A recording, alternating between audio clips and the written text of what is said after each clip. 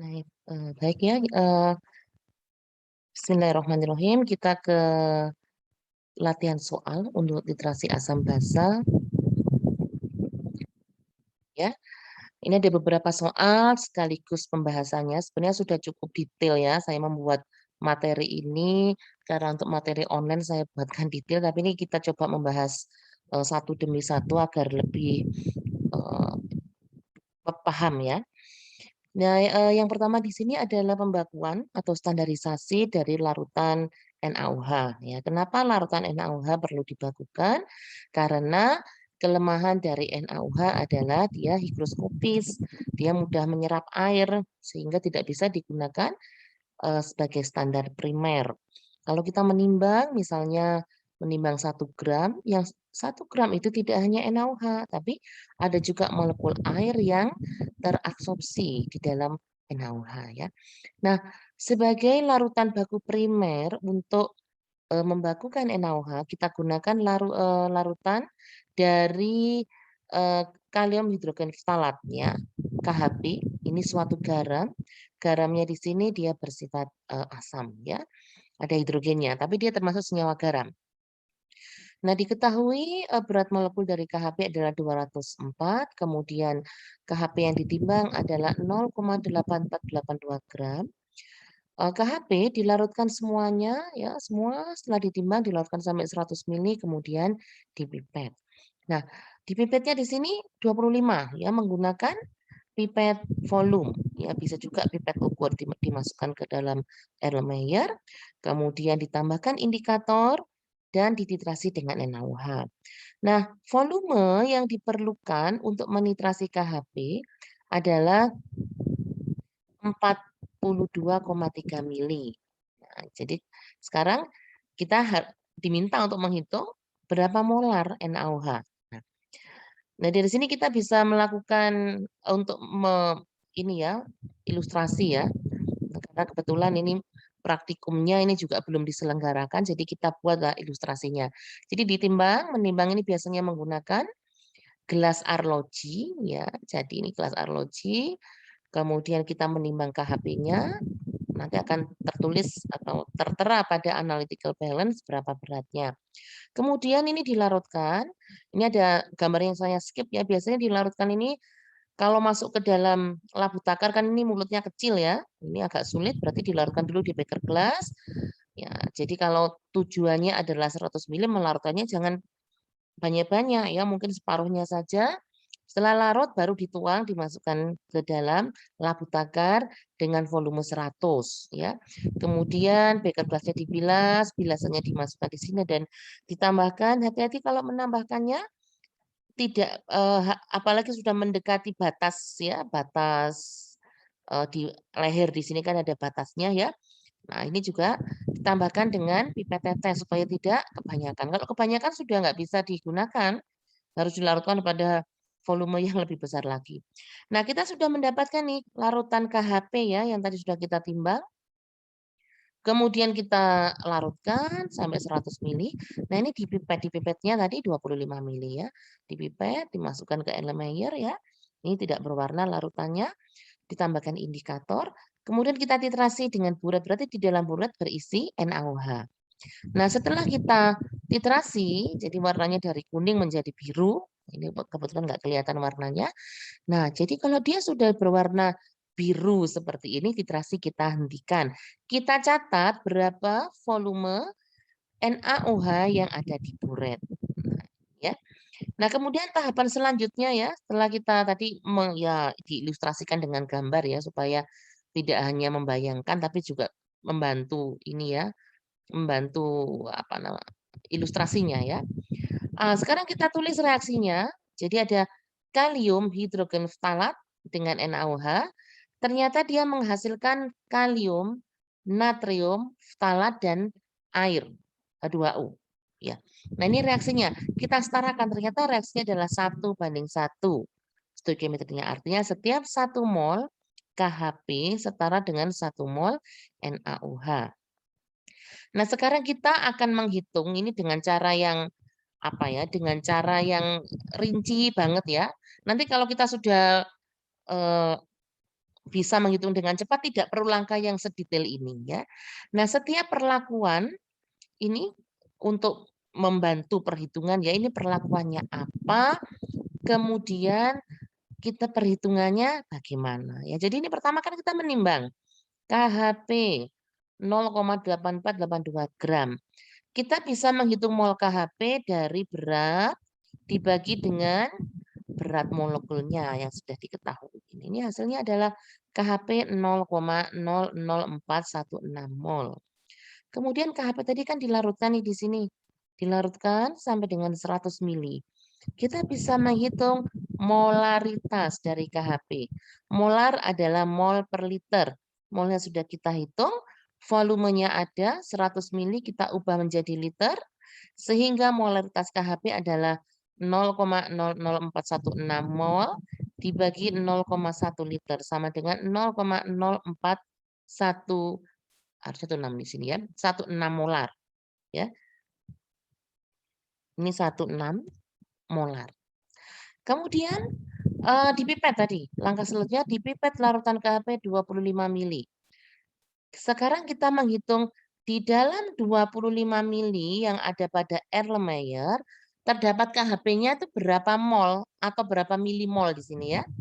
Milimol KHP yang ada pada Erlenmeyer ini adalah berapa molar KHP dikalikan volume yang dipipet. Kita masukkan 0,0416 molar dikalikan 25 mili sama dengan 1,04 milimol ya, atau 1,04 10 pangkat min 3 mol. Kita bisa menggunakan satuan mol boleh, milimol juga boleh. Nah, selanjutnya titrasi ya, tadi kita titrasi dengan NaOH yang ada pada buret, di mana perubahan warna itu dicapai ketika volume NaOH 42,3 mili. Disinilah terjadi reaksi tadi antara KHP dengan NaOH. Kita perhatikan stoikiometrinya 1:1. Artinya jumlah mol NaOH itu setara atau sama dengan jumlah mol dari KHP. Nah, di sini tadi kita sudah menghitung molnya KHP-nya berapa? Ya, 1,04 milimol. Kalau demikian, molnya NaOH ini juga sama. Ya, ini kebetulan dijadikan satuan yang berbeda. Mol KHP sama dengan molnya NaOH. Nah, karena kita sudah tahu berapa mol NaOH, boleh menggunakan satuan milimol, boleh menggunakan satuan mol, kita bisa menghitung molaritas NaOH. Molar sama dengan berapa mol per liter. Bisa juga berapa milimol per mililiter. Ini kalau kita gunakan satuan mol, molaritas NaOH adalah berapa mol NaOH, yaitu 0,00104 mol dibagi dengan volumenya. Nah, volumenya karena tadi di sini masih mili, kita ganti menjadi liter, yaitu 0,0423 liter. Hasilnya adalah molaritas NaOH ketemunya 0,0246 molar. Nah, ini adalah cara membakukan NaOH ya. Kita gunakan larutan baku primernya yaitu KHP yang dilarutkan, dipipet, dititrasi. Nah, setelah kita menemukan ini baru kita beri label pada larutan NaOH yang ada di botol bahwa konsentrasinya kita catat 0,0246 molar. Nah, itu yang pertama ya, masih sederhana tentang pembakuan saja ya. Nah, ini juga masih tentang pembakuan ya atau standarisasi. Larutannya beda tadi larutan NaOH ya. Standarisasi larutan HCl. Kenapa larutan HCl perlu dibakukan? Karena larutan HCl ini dia dalam bentuk liquid ya, dalam kondisi ekstra pure-nya dan kemurniannya dia rendah. Ya, dan ada banyak kelemahan dari HCl ya, salah satunya adalah kemurnian rendah, kemudian dia juga menguap. Nah, jadi hati-hati kalau kita bekerja dengan HCl yang pekat, harus di lemari asam ya, karena begitu kita buka tuh gasnya akan tercium, aromanya seperti aroma Baiklin begitu. Nah, karena kenapa kita harus pakai masker juga ya? Selain masih suasana pandemi juga untuk mengamankan. Kalau biasanya kita bekerja di lab pasti Pak menggunakan masker ya. Nah, untuk melakukan standarisasi HCl kita gunakan padatan natrium karbonat. Ini senyawa garam, tapi dia bersifat kebalikan dari asam ya. Kalau HCl itu jelas dia asam, pasti lawannya bersifat basa, meskipun dia senyawa garam ya. Nah, ada berat molekulnya ya, sudah diketahui.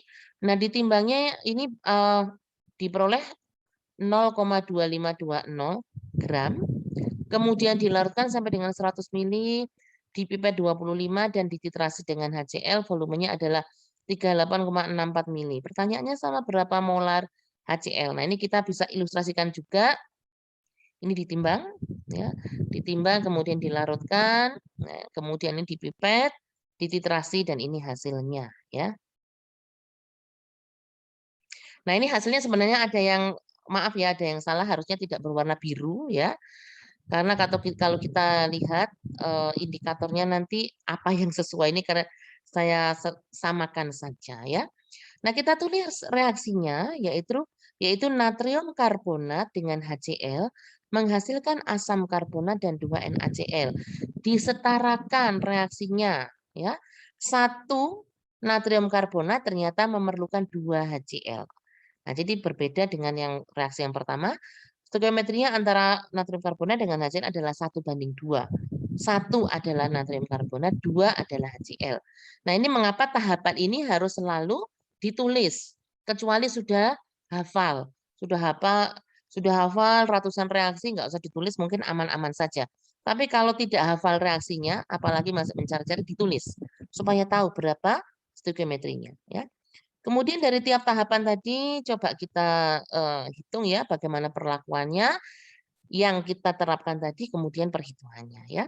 Natrium karbonat sudah ada beratnya, ada berat molekulnya bisa kita hitung mol.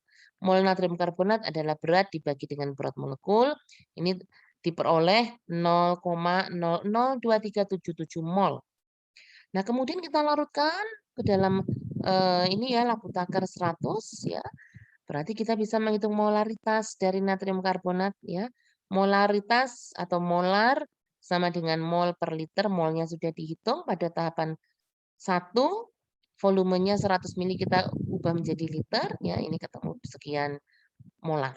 Nah, kemudian di pipet juga sama 25 ml kita hitung berapa milimol atau berapa mol natrium karbonat yang akan dititrasi ya, yang ada pada elemen ya merupakan volume berapa ini yang dipipet dikalikan konsentrasi atau molaritas natrium karbonat. Kita menemukan besarannya yaitu 0,59425 milimol natrium karbonat. Nah, kemudian dititrasi ya dengan HCl ya. Nah, berdasarkan reaksi, kita perhatikan reaksi bahwa setiap 1 natrium karbonat setara dengan 2 HCl, maka milimol HCl merupakan 2 kali ya, 2 kali dari mol natrium karbonat. Nah, ini 2 dikalikan 0,59425 ini sama dengan 1,1885 milimol. Jadi volume dari HCl-nya ada, milimol dari HCl-nya juga ada, kita bisa menghitung molaritas ya. Molaritas HCl bisa dihitung dari berapa milimol HCl dibagi berapa mili HCl. Satuan mol juga boleh. Kalau satuan mol kita ubah jadi mol ya di sini ya. Ini tinggal dikalikan 10 pangkat min 3, ini juga dikalikan 10 pangkat min 3. Hasilnya sama. Nah, hasilnya adalah bahwa molaritas HCl yang kita hitung dari perhitungan ini adalah 0,03 molar. Nah, ini adalah untuk menghitung konsentrasi suatu larutan baku sekunder dengan larutan baku primer ya. Baik, yang selanjutnya adalah standarisasi dengan titrasi balik. Nah, ini ya, ini tentang apa sih titrasi balik itu? Jadi kita kemarin mengenal atau di materi yang di sebelumnya ya bahwa titrasi itu tidak boleh berlebih ya.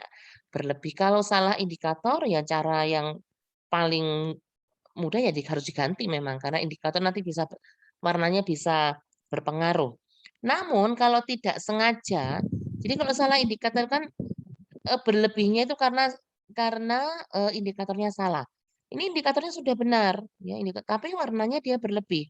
Ibaratnya kita ingin berhenti di suatu misalnya kita ingin ke UIN ya, naik apa, naik motor atau naik apa, ternyata kita berhentinya ini di mana, ya di Sardo begitu ya, itu kan berlebihan. Nah, bagaimana cara mengoreksinya? Ya kita balik ya, kita harus mundur nih, balik dari Sardo ke UIN misalnya. Nah, itu kan beberapa macam. Sama dengan titrasi, ya sama dengan titrasi, apabila warna indikator itu berlebih, ini bisa kita koreksi dengan senyawa yang berkebalikan. Ya, ini kasusnya sama dengan soal nomor 1 yang kita punya KHP, kemudian kita timbang ya, kita timbang, kemudian dilarutkan. Nah, perbedaannya di sini adalah kalau pada nomor 1 di pipet 25 mili. Nah, yang nomor 3 ini adalah tidak di pipet, tapi semuanya dimasukkan ke dalam air Lemayer ya. Jadi ini seluruh larutan dititrasi dengan NaOH. Volume yang diperlukan adalah 42,3. Namun ternyata warna indikator sangat pekat sehingga diduga titik akhir titrasinya dia berlebih ya. Jadi di sini setelah kita titrasi warna birunya kok terlalu pekat. Artinya dia sudah kelebihan beberapa mili mungkin ya. Nah, untuk mengkoreksi larutan dititrasi dengan larutan lain yang sifatnya berkebalikan. NaOH kan sifatnya dia basa. Nah, untuk mengkoreksi dia harus dilakukan titrasi balik dengan larutan asam. Dalam hal ini digunakan HCl. Nah, di sini HCl langsung di sini ya. Jadi ini larutan tadi yang warnanya biru terlalu pekat. Setelah kita titrasi dengan HCl dia warnanya memudar. Ini kelihatan, ini warnanya ini pekat, di sini memudar. Nah, pertanyaannya itulah konsentrasi NaOH. Oke ya, di sini kita bisa membuat ilustrasi pakai diagram garis ya. Jadi di sini adalah KHP yang tadi kita timbang dan kita larutkan. Kemudian kita titrasi dengan NaOH. Ini sudah tepat indikatornya, hanya saja warnanya harusnya di sini, tapi karena dia berlebihan, makanya dia warnanya terlalu pekat. Nah, sehingga kita buat diagram garis yang melebihi dari KHP. Ini dianggap dia titrasinya dia berlebih. Nah, kelebihan ini dikoreksi dengan larutan lain, yaitu HCl. Yang tadi kita berlebih, kemudian kita titrasi balik, sampai warna birunya dia memudar. Nah, sehingga nanti akan ada 2 reaksi. Yang pertama KHP dengan NaOH, yang kedua adalah sisa NaOH, ya, yang sisanya tadi yang berlebih tadi dengan HCl. Kita tulis reaksinya, KHP dan NaOH. Yang pertama ini produknya, HCl dan NaOH. Kita perhatikan stoikiometrinya, ternyata semuanya adalah 1:1. KHP NaOH 1:1, HCl NaOH juga 1:1. Nah, sekarang bagaimana perhitungannya? Nah, mula-mula ini kita hitung molnya dari KHP ya, ada beratnya, ada berat molekul. Ini sudah ketemu 0,00416 mol. Dilarutkan sampai dengan 100 mili ya, dan semua dititrasi. Artinya ya molnya sama ya, kalau awalnya 0,00416 kan nggak dipipet, semuanya juga masuk. Berarti kan sama, semua masuk ke sini. Ya, ini adalah diubah satuannya milimol juga bisa ya. 4,16 milimol. Kita titrasi dengan NaOH yang akan kita cari ya. Volumenya juga sudah ada tapi dia berlebih ya, volume dari NaOH. Nah, kemudian kelebihan NaOH ini dititrasi dengan HCl. Ya, HCl-nya tadi ada informasi konsentrasinya dan juga volumenya. Jadi bisa kita hitung berapa milimol HCl. Ya, berapa milimol HCl ini adalah berapa konsentrasi HCl dikalikan dengan volumenya, ketemunya adalah 0,1176 milimol. Ini adalah mol dari HCl. Nah, kita lihat ke diagram garis tadi ya. Ini ya. Ini mol KHP sudah diketahui. Ini adalah mol NaOH yang mau kita cari. Ini adalah mol HCl.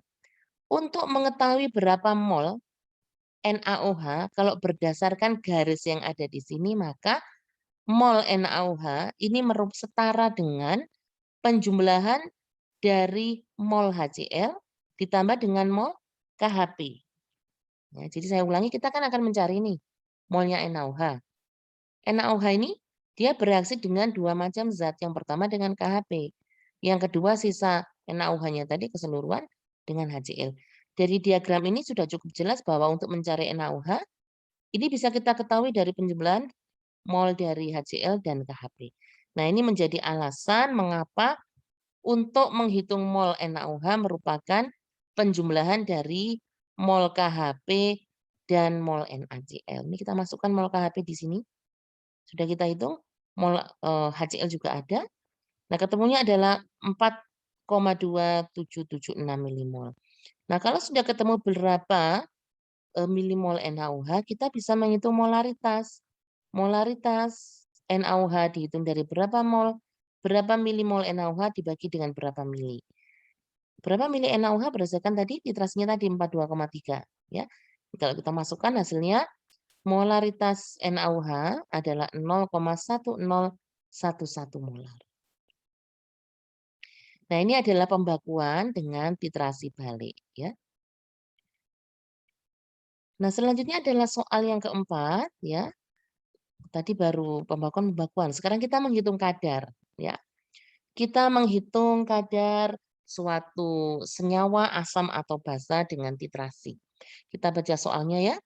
Suatu sampel seberat 1,076 gram ini mengandung asam oksalat ya. Ini asam oksalat. Kemudian ada MR-nya. Sampel tersebut dilarutkan sampai dengan 250 ml. Kemudian seluruhnya dititrasi dengan larutan NaOH. Ada konsentrasinya, ada volumenya. Nah, karena titrasi berlebih, maka dilakukan titrasi balik menggunakan HCl. Ya, ini ada konsentrasinya dan ada volumenya. Pertanyaannya berapa atau hitunglah prosentase asam oksalat pada sampel ya. Ini kita punya sampel, ada beratnya sampel ya. Di dalam sampel tadi ada asam oksalat. Yang nanti kita hitung berapa persen ya. Kita larutkan, kemudian semuanya dimasukkan ke dalam Erlenmeyer. Kita titrasi, ternyata warnanya dia berlebihan, jadi perlu kita titrasi balik supaya warnanya memudar ya. Nah, kita buat diagram garis supaya mudah ya. Jadi ini adalah asam oksalat yang ingin kita cari konsentrasinya, kita titrasi dengan NaOH. Berlebih warnanya. Jadi melebihi garis yang ekivalen tadi. Kelebihannya dikoreksi atau dititrasi balik dengan HCl. Baik, kita tulis reaksinya. Asam oksalat dengan NaOH menghasilkan natrium oksalat. Kita perhatikan stoikiometrinya yaitu 1 asam oksalat setara dengan 2 NaOH. Untuk titrasi baliknya adalah NaOH dengan HCl. Stoikiometri adalah 1:1. Nah, sekarang kita ke perhitungan ya. Nah, dari masing-masing perlakuan tadi ini sampel ditimbang. Sudah ada sampel nih ditimbang, bisa dihitung mol? Tidak bisa, karena ini kan sampelnya isinya bermacam-macam. Tidak hanya asam oksalat, ya senyawa yang lain nggak tahu apa saja. Kemudian kita larutkan sampai dengan 250 mili, ya. Semuanya dititrasi, kita bisa mendapatkan informasi NaOH, ya. Jadi ada NaOH 0,1033 molar dengan volume 38,84. Kita bisa hitung molnya. NaOH-nya adalah 4,008 milimol. Kemudian dititrasi balik dengan HCl yang sudah diketahui konsentrasi dan volumenya, didapatkan hasil 0,1169, ini milimol juga ya, milimol. Nah, kemudian kita perhatikan reaksi ya. Jadi kalau dari diagram sini kita ingin mencari H2C asam oksalat ya. Berdasarkan dari diagram garis ini, asam oksalat merupakan jumlah mol NaOH ini yang panjang dikurangi HCl. Nah, ya, jadi saya ulangi bahwa asam oksalat setara dengan selisih dari NaOH dikurangi HCl. Ini berdasarkan dari diagram garis tadi. Maka operasi matematikanya dia harus dikurangi. Ya, harus dikurangi bahwa asam oksalat merupakan selisih. Namun tidak boleh langsung dikurangi, ya. Kenapa? Karena asam oksalat ini stoikiometrinya adalah 1:2, di mana setiap 1 oksalat ini setara dengan 2 NaOH. Kalau kita ingin menghitung asam oksalat di sini ya, maka harus ada faktor yaitu setengahnya, ya setengahnya. Nah, kita hitung nih di sini. NaOH yang setara dengan asam oksalat, kita kembali ke diagram garis tadi ya. Jadi kalau kita punya NaOH keseluruhan, NaOH yang setara dengan asam oksalat ini adalah NaOH yang sudah dikurangi dengan HCl ya. Jadi garis ini kan akan sama kalau NaOH dikurangi dengan HCl. Namun karena reaksinya adalah 1:2, maka untuk menghitung NaOH yang bereaksi dengan asam oksalat tadi ya, sudah kita hitung yaitu 0, maaf ya, ini kita selisihkan dulu ya, ini dikurangi. Jadi setelah dikurangi dikalikan setengah karena asam oksalat itu adalah setengah dari NaOH. Ini ketemunya adalah setengah dari 4,008 milimol dikurangi 0,1369. 4, sekian dikurangi 0,1 ini adalah molnya NaOH. Molnya oksalat setengah dari NaOH. Jadi ketemunya adalah 1,9355 milimol. Nah, kita sudah tahu berapa milimol asam oksalat, tinggal untuk mencari beratnya tinggal dikalikan berat molekul. Berat molekulnya adalah 90 gram, kita hitung ketemunya adalah 0,1742 gram.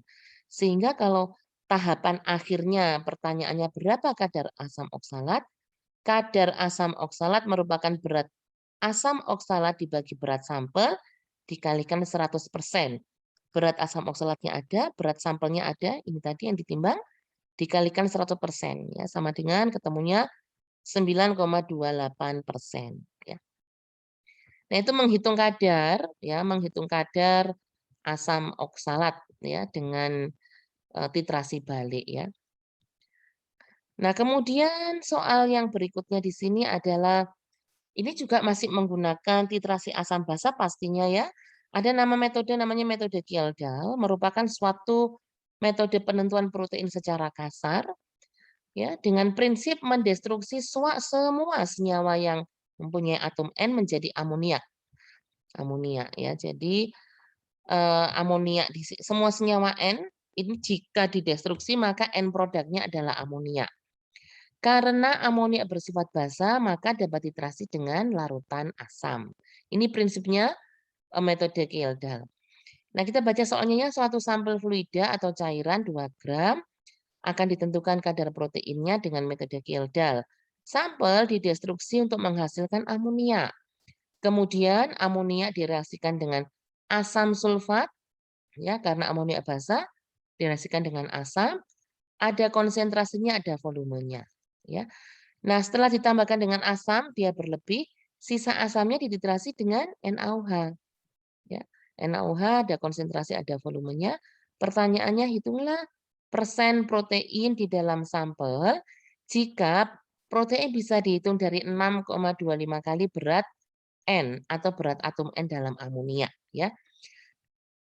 Nah, metode Kjeldahl ini memang suatu metode yang sengaja titrasi dengan berlebih. Kenapa? Karena kita sulit menitrasi amonia karena mudah menguap. Kenapa kok harus dititrasinya diberikan asam berlebih? Kenapa enggak amonia dititrasi secara langsung dengan asam? Nah, itu adalah kelemahan dari amonia. Kalau tidak direaksikan dengan segera menggunakan suatu asam, dia mudah menguap. Jadi memang kalau pada metode yang sebelumnya dia tidak sengaja berlebih, metode Kjeldahl ini adalah yang sengaja dia dilebihkan ya. Kita buat diagram garisnya, ini adalah amonia. Kemudian kita tambahkan asam sulfat yang memang sengaja dia berlebih. Nah, kelebihannya baru dititrasi dengan NaOH. Nah, dari diagram ini kita kalau ingin mencari amonia, kita bisa tahu ya, jadi amonia ini setara dengan selisih dari asam sulfat dikurangi NaOH. Ya. Kita tulis reaksinya. Nah, ini reaksinya ya.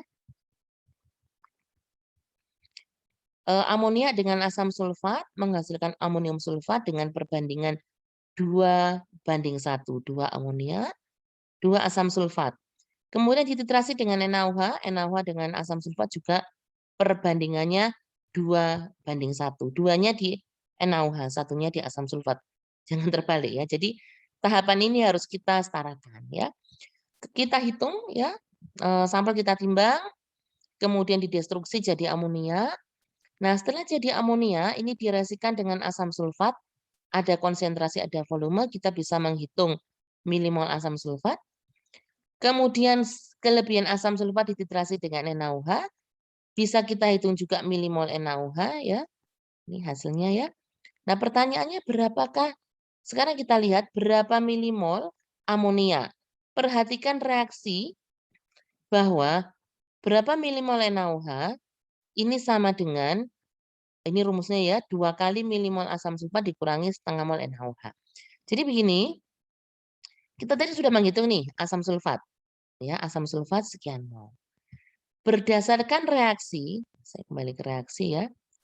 Kalau kita sudah mendapatkan asam sulfat ya, asam sulfat, NaOH di sini 2, asam sulfatnya 1. Kalau kita memperoleh suatu jumlah mol asam sulfat, maka asam sulfat yang bereaksi dengan NaOH ini adalah setengah dari NaOH. Ya, jadi kalau NaOH-nya 2, asam sulfatnya 1. Kalau NaOH-nya 0,6136, ini yang kita hitung, berapakah asam sulfat yang bereaksi dengan NaOH adalah setengahnya dari jumlah mol NaOH. Jadi di sini kita tulis jumlah mol asam sulfat yang bereaksi dengan NaOH adalah setengah dari jumlah mol NaOH, yaitu 0,3069. Dari mana ya? Dari reaksi ini. Ya, karena kalau NaOH-nya 2, asam sulfatnya 1. Kalau NaOH-nya 0,6, asam sulfatnya kan 0,3 ya.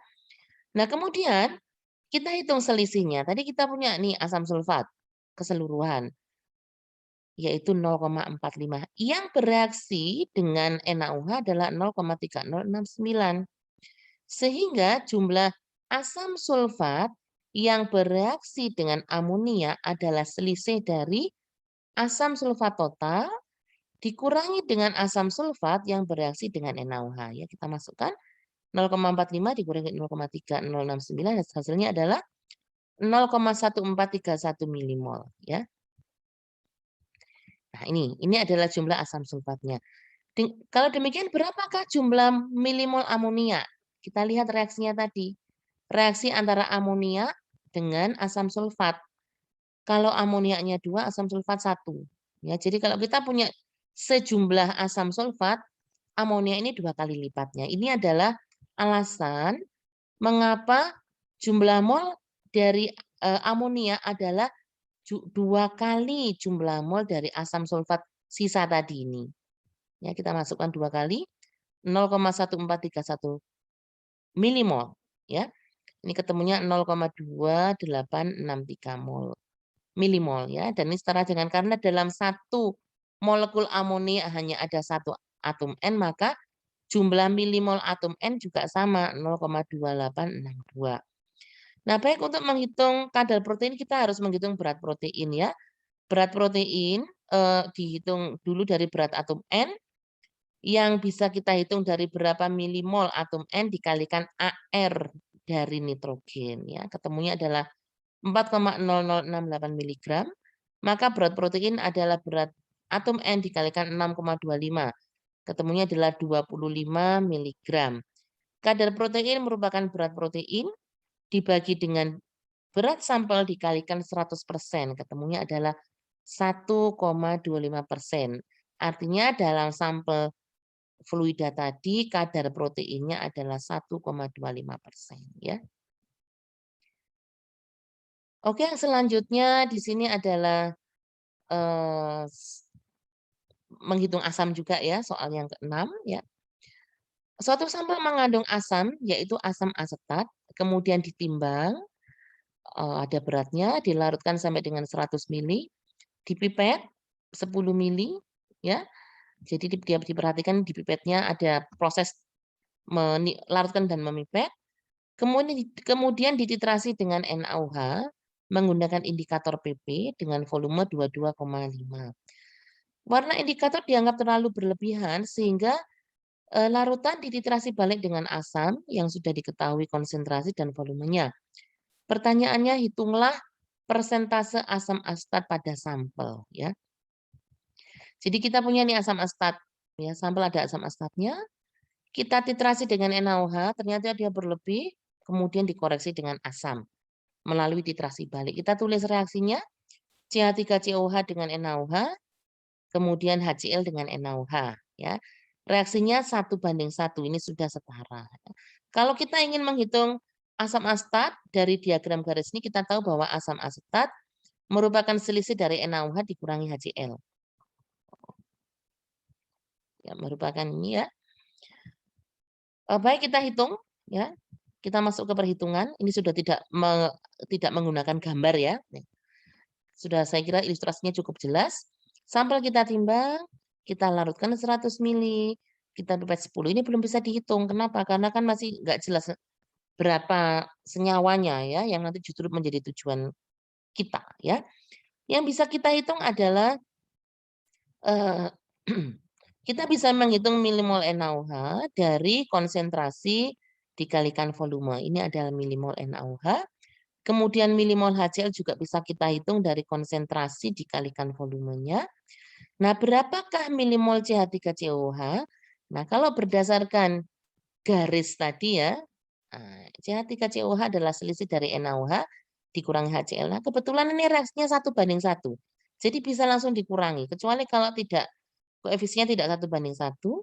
Nah, jadi jumlah milimol asam asetat adalah milimol dari NaOH dikurangi HCl, ini ketemunya 2,0007 milimol.